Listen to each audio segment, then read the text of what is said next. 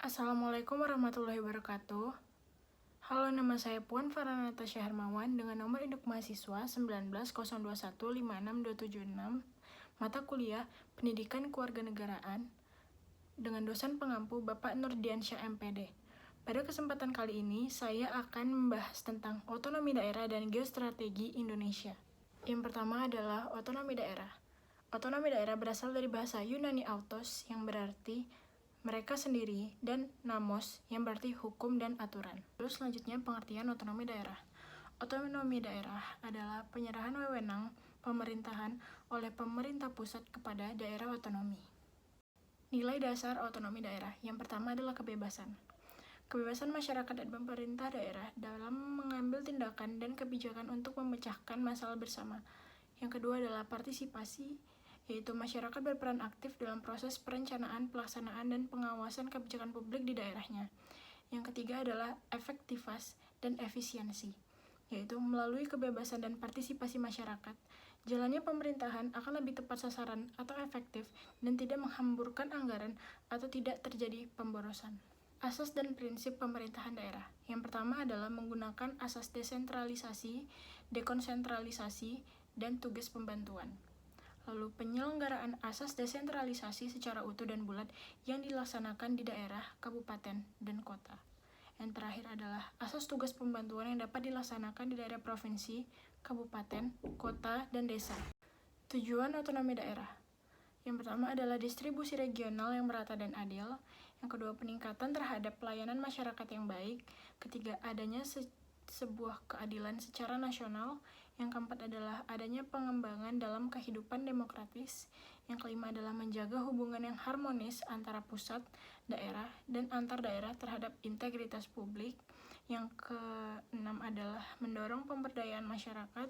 Dan yang terakhir adalah menumbuhkan prakarsa dan kreativitas, meningkatkan peran serta masyarakat, dan mengembangkan peran dan fungsi DPRD. Selanjutnya adalah pembahasan akan geostrategi Indonesia. Geostrategi adalah masalah penting bagi setiap bangsa baik pada masa lampau maupun masa mendatang.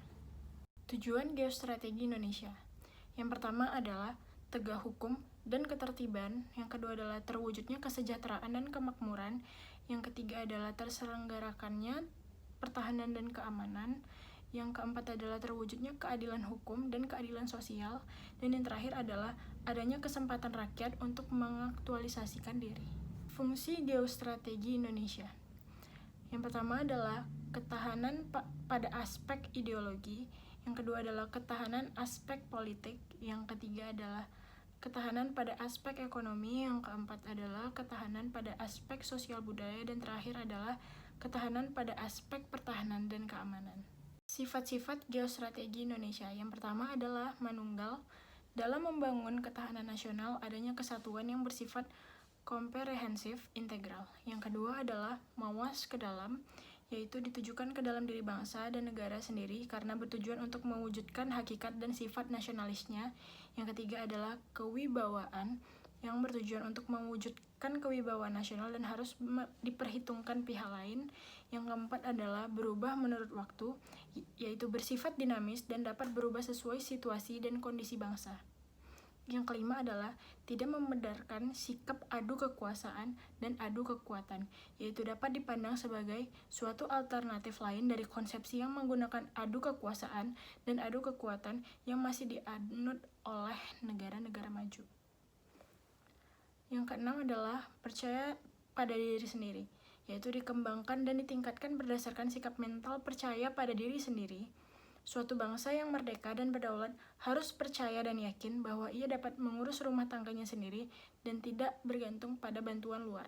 Dan yang terakhir adalah tidak tergantung pada pihak lain, yaitu dikembangkan atas kemampuan diri sendiri dengan memanfaatkan segenap aspek kehidupan nasional. Pengembangan kemampuan nasional diupayakan untuk tidak bergantung pada pihak lain. Perkembangan geostrategi Indonesia. Geostrategi Indonesia digagas oleh Sekolah Staf dan Komando Angkatan Darat atau SSKAD Bandung pada tahun 1962. Pada tahun 1962, geostrategi Indonesia berisikan konsep pentingnya pengkajian terhadap perkembangan lingkungan strategi di kawasan Indonesia yang ditandai dengan meluasnya pengaruh komunis.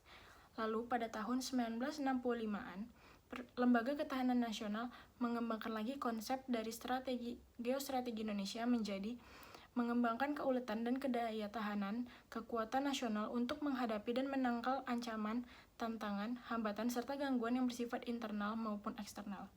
Lalu pada tahun 1972, Lembaga Ketahanan Nasional terus melakukan pengkajian tentang geostrategi Indonesia itu tadi, yang lebih sesuai dengan konstelasi Indonesia, sehingga geostrategi Indonesia dibatasi dengan metode untuk mengembangkan potensi ketahanan nasional dengan pendekatan keamanan dan kesejahteraan guna menjaga identitas, kelangsungan, serta integrasi nasional agar tujuan nasional dapat tercapai.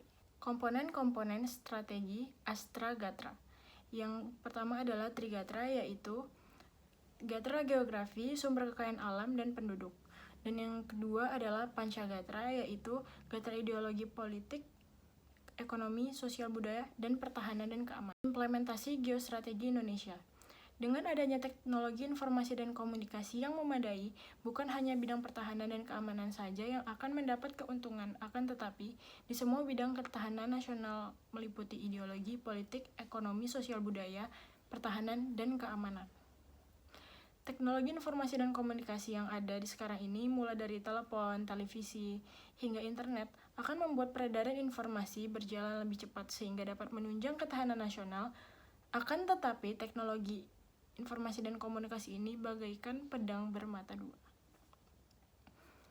Lewat teknologi informasi dan komunikasi ini, pihak-pihak tertentu dapat menyebarluaskan serangannya ke seluruh penjuru Indonesia tanpa bersusah payah.